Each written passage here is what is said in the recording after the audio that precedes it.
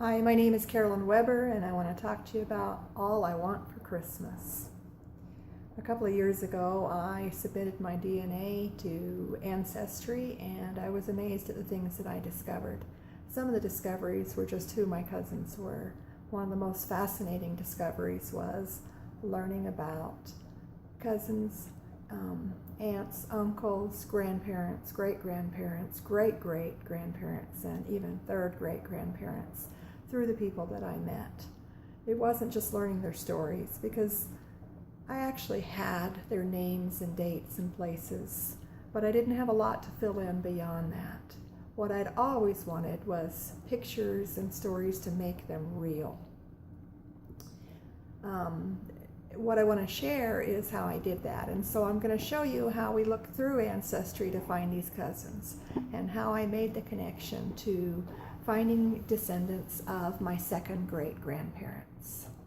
What I want to share with you, though, is the excitement of what I found.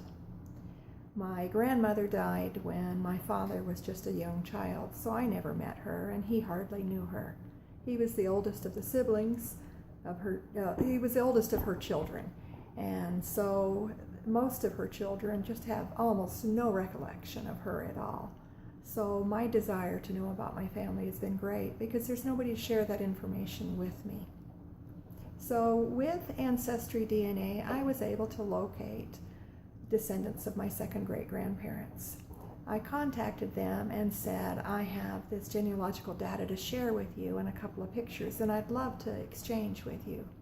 And what I found was that they had probably at least 100 photos that were all labeled. They didn't have the data. They just had the pictures. They didn't know who they were, other than the photos described them as, this is Aunt Lulu or Cousin George. I've made contact with these relatives, and we interact, we visit each other, we share stuff through Facebook. I started a Facebook group, and it has probably 90 people in it now that are actively sharing stories. These are distant cousins that either didn't know each other or had lost contact with each other. So what I accomplished was making an amazing find that helped connect people, and I used technology to make that connection. So it started with the DNA research, but it went from there to learning things like this. This is a photo of my grandmother as an infant.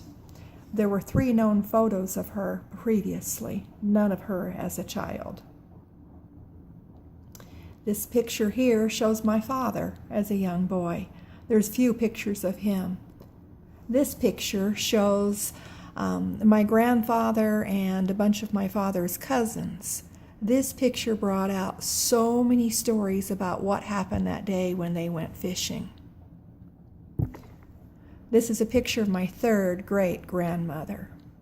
All of these occurred because I was able to make a connection through DNA, and I want to show you today how to make that connection with DNA to find relatives that might have these treasures.